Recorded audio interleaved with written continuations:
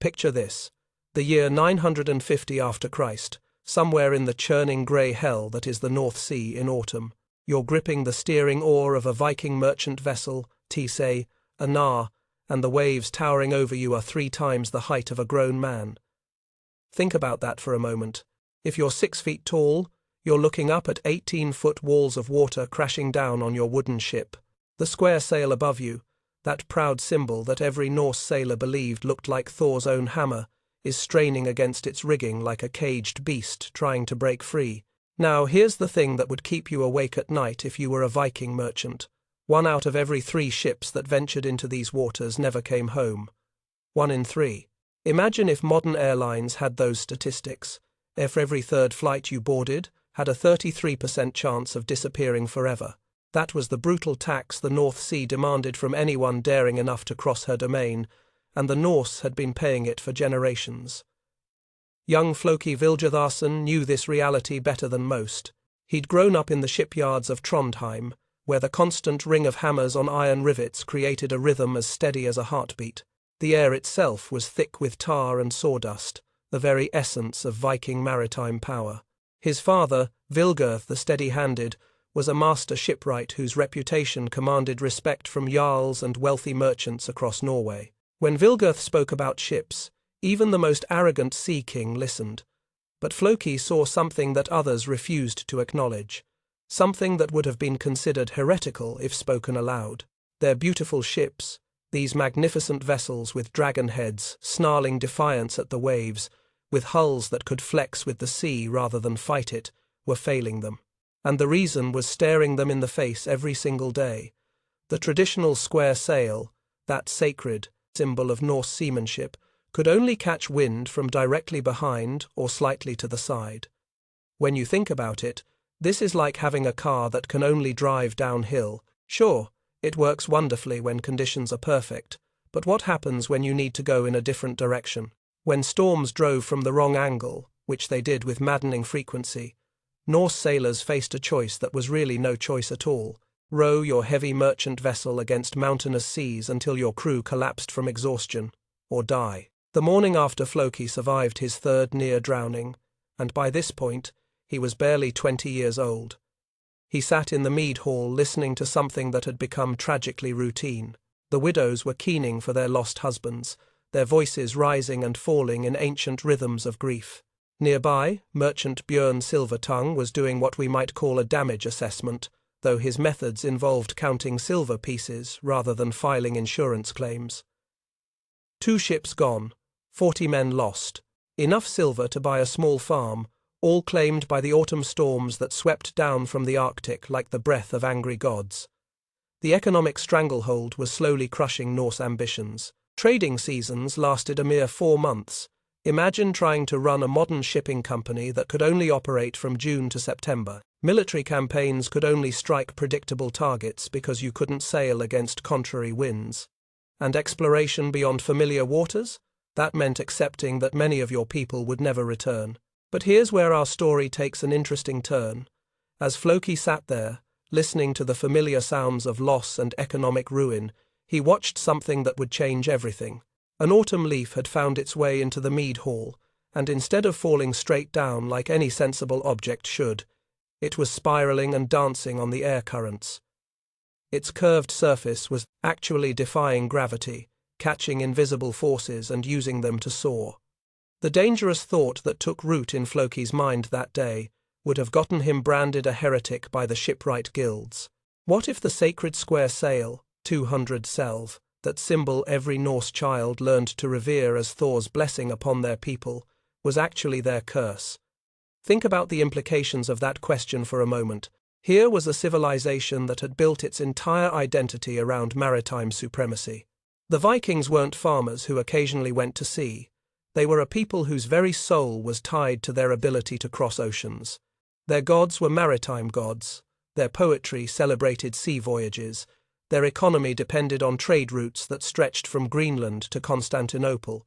And yet, their most fundamental piece of technology, a PC, the thing that made it all possible, was potentially holding them back from achieving something far greater. That autumn leaf, dancing on currents of air in a smoky mead hall, had just planted the seed of a revolution that would extend the Viking Age itself and reshape the maritime future of Northern Europe. But revolutions, as any student of history knows, don't happen overnight, and they certainly don't happen without fierce opposition from those who have the most to lose from change. You know what's fascinating about human nature? Show people a solution to their problems, and the first thing they'll do is explain why it can't possibly work. And if you're threatening something sacred while you're at it, well, then you're not just wrong, you're dangerous. When Floki first sketched his radical design in the dirt of the shipyard, using a stick to draw triangular shapes where everyone expected the familiar square, the opposition came swiftly, and with the force of religious conviction. Picture the scene.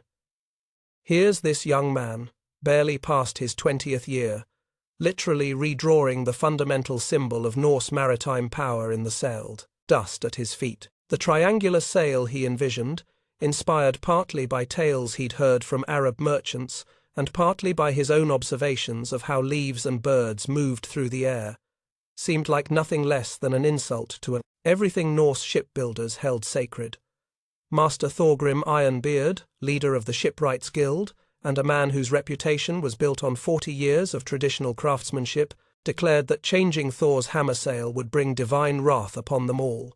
Think about the cultural weight behind that statement. These weren't just craftsmen, they were the keepers of technology that their ancestors had perfected through centuries of trial and bloody error. Every technique, every measurement, every ritual associated with shipbuilding had been blessed by success and sanctified by tradition. The Skalds, those poet-historians who shaped public opinion through their verses, immediately began composing mocking songs about Floki the sail twister. In the women's weaving halls, where the traditional square sails were crafted with patterns passed down through generations, whispers spread that young Vilgatharson was consorting with foreign sorcery. After all, where else could such unnatural ideas come from? But here's where the story gets interesting, because Floki possessed something more powerful than tradition. He had allies who counted silver instead of blessings. Merchant princes like Hakon the Far-Travelled had seen the world beyond Norse lands. They'd watched Byzantine and Arab ships dancing through winds that left Norse vessels helpless, wallowing like wooden islands while foreign traders sailed circles around them. These men understood that pride doesn't pay for cargo, and tradition doesn't bring ships home safely. So they did what wealthy merchants have always done when conventional wisdom threatens their profits. They secretly funded the revolutionary. In a hidden cove south of Trondheim, far from the prying eyes of guildmasters and conservative jarls, Floki began his experiments. And let me tell you, those experiments were paid for in blood and near drownings, because revolutionary technology doesn't perfect itself overnight. The breakthrough came through painstaking trial and what we might politely call learning experiences, though when your learning experience involves nearly capsizing in 30-foot seas, the lessons tend to stick. The new triangular sail wasn't just a different shape, it required completely reimagining how a ship interacted with the wind. Floki had to develop an entirely new system of rigging, with stays and sheets that allowed the sail to pivot and adjust to catch wind from angles that were impossible with the old design. But even more revolutionary was his addition of what we'd call a centerboard, retractable fin, that could be lowered through the hull to prevent the sideways drift that plagued ships trying to sail into the wind. Imagine trying to explain this concept to shipwrights who had never seen anything like it. You want to cut a hole in the bottom of the ship and stick a wooden fin through it? The very idea seemed like madness. The year 965 after Christ brought the moment when theory would meet brutal reality. Jarl Magnus the Proud, a man whose nickname tells you everything you need to know about his personality, decided to settle the matter once and for all. He issued a challenge that was designed to humiliate the upstart innovator and restore proper respect for traditional ways.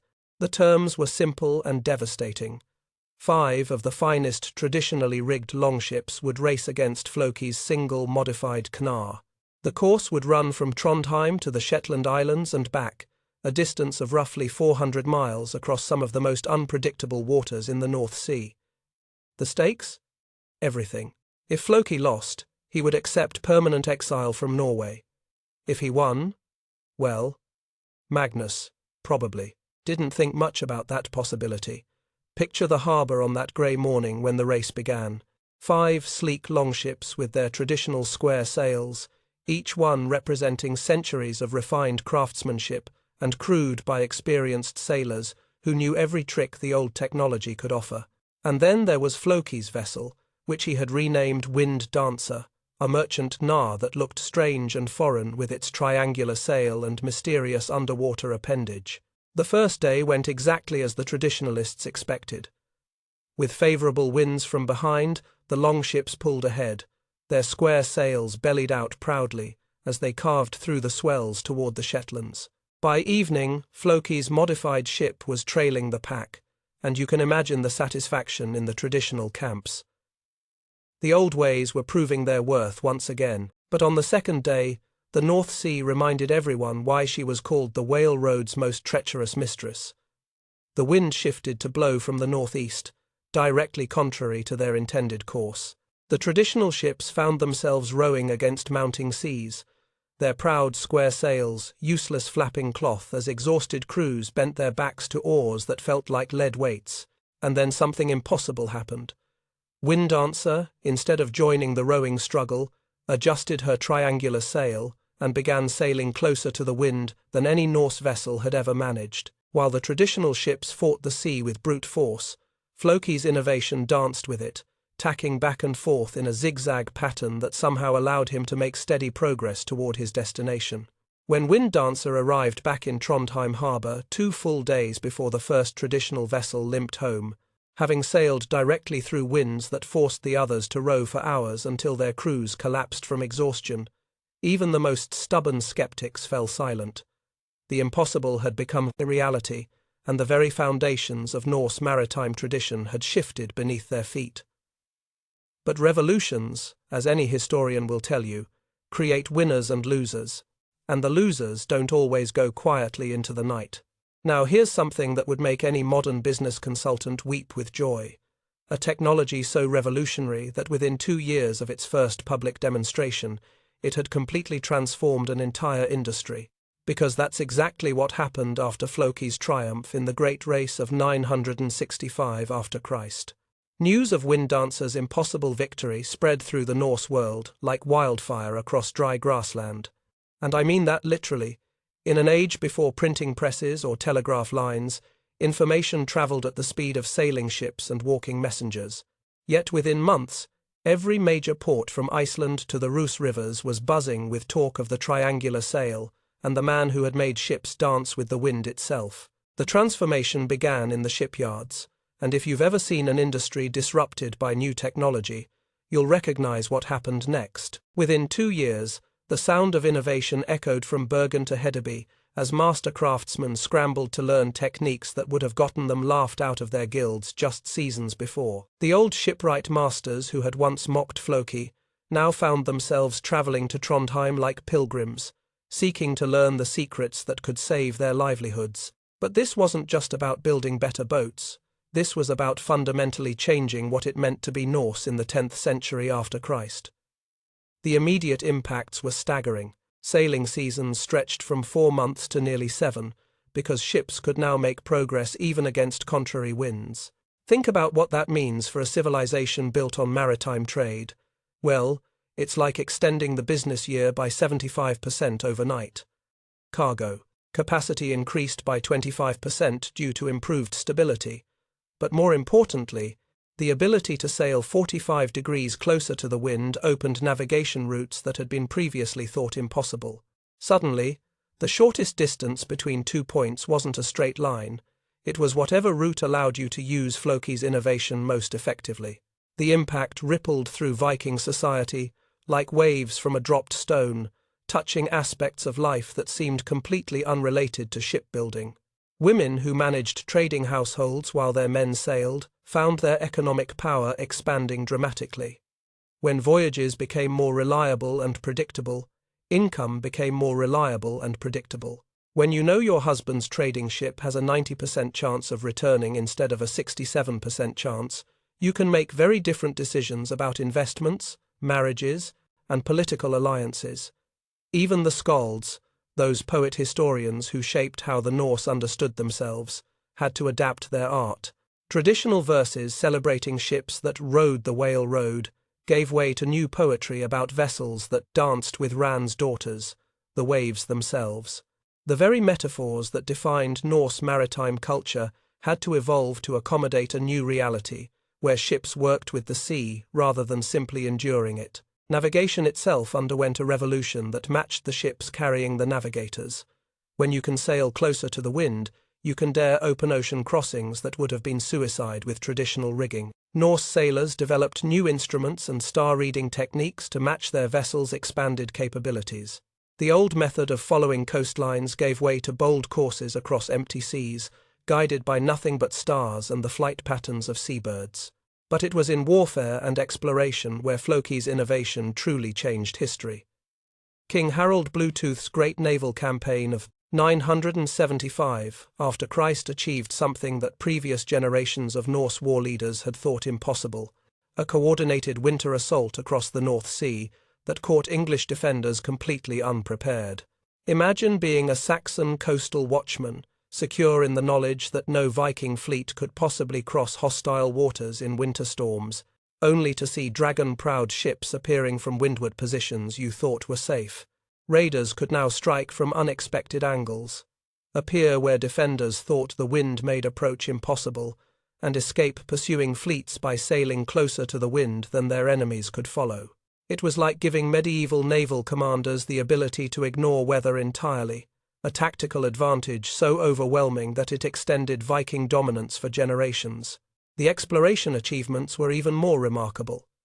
Eirik the Red used Floki's design principles to reach and settle Greenland, establishing colonies that would endure for centuries. His son Leif pushed even further, reaching the shores of what we now call North America 500 years before Columbus. These weren't lucky accidents or desperate voyages. They were calculated expeditions made possible by ships that could reliably sail against prevailing winds and return home safely. The economic multiplication was staggering and created what modern economists would recognize as a positive feedback loop. Increased trade revenues funded larger expeditions, which established more trading posts, which generated more wealth, which funded even larger expeditions. Norse influence extended from Constantinople to North America, creating a commercial network that dwarfed anything Europe had seen since the fall of Rome. But perhaps the most profound change was cultural. The Norse had always seen themselves as a people blessed by the gods to rule the seas, but Floki's innovation proved that divine favor could be improved through human ingenuity. The old fatalism, Umeo, the acceptance that one ship in 3 would never return, gave way to a new confidence that problems could be solved through innovation rather than simply endured through courage. Trading posts sprouted along coastlines that had never seen regular commerce. The Hebrides, the Faroes, Iceland, Greenland, islands that had been distant and dangerous, became regular stops on expanded trade routes. Raw materials flowed south while finished goods and silver flowed north, creating wealth that funded everything from elaborate burial goods to the great stone churches that would eventually replace wooden temples. Yet revolutions always create unexpected consequences, and not all of them are welcome. The very success of Floki's innovation was about to trigger changes that would challenge everything the Norse thought they knew about their place in the world. By the time Floki Vilgatharson drew his last breath in the winter of 990 after Christ, surrounded by 3 generations of shipwrights he had trained, the Norse world had transformed beyond recognition. The man once mocked as Floki the Sail Twister was now celebrated in the sagas as Wind-Wise Floki, and his story had become the kind of legend that skalds would recite in mead halls for centuries to come. But here's what makes Floki's legacy truly remarkable. His innovation had extended the Viking Age itself. Think about that for a moment. We're not just talking about better ships or improved trade routes. We're talking about a single technological breakthrough that gave an entire civilization, perhaps an extra century of dominance on the seas before the rising European kingdoms could match their maritime prowess. The shipbuilding guilds that had once opposed Floki with religious fervor now guarded his techniques as sacred knowledge. The irony would have amused him, I think. These same master craftsmen who had declared his triangular sails an insult to Thor now established schools where every precise angle of sail cutting and every intricate pattern of rigging was passed down to apprentices like Holy Scripture. The heretic had become the prophet of a new maritime religion. The knowledge didn't stay contained within Norse lands, of course. Revolutionary technology never does. Norman shipbuilders in France, many of whom were descended from Viking settlers, adapted Floki's principles to their own vessels. English maritime traditions, initially developed to counter Viking raids, absorbed these innovations and improved upon them. By the 11th century after Christ, the triangular sail and sophisticated rigging systems had spread throughout northern Europe like seeds on the wind. But the real measure of Floki's impact becomes clear when you follow the thread of his innovations forward through history. The principles he discovered, the ability to sail closer to the wind, the use of adjustable rigging systems, the concept of working with natural forces rather than fighting them, these ideas would eventually influence the great exploration vessels of Columbus and Magellan centuries later. When Columbus set sail for what he thought were the Indies, his ships carried technological DNA that traced back to a young Norse shipwright who had watched autumn leaves dance on air currents in a Trondheim mead hall. In the harbour of Trondheim, where young Floki had once knelt in the dirt sketching revolutionary designs with a stick, a different kind of monument stood by the year 1000 after Christ. Not stone or bronze, but something far more powerful, most AD, a living tradition. Every ship that left that harbour carried his legacy in its triangular sail and sophisticated rigging. Every successful voyage proved his vision. Every safe return validated his heresy. The economic impact was incalculable and reached far beyond simple trade statistics. Norse trading networks that spanned from Greenland to Baghdad created the first truly global economy that Northern Europe had seen. Colonial settlements dotted the North Atlantic like stepping stones, each one a testament to the reliability of ships that could sail against contrary winds. The wealth generated by expanded trade funded not just military expeditions, but universities, cathedrals, and the very foundations of medieval European civilization. But perhaps most importantly, Floki had fundamentally changed how the Norse thought about tradition and innovation. The old assumption that the ways of the ancestors were always best had given way to a new understanding that human ingenuity could improve upon divine gifts. This wasn't blasphemy. It was evolution.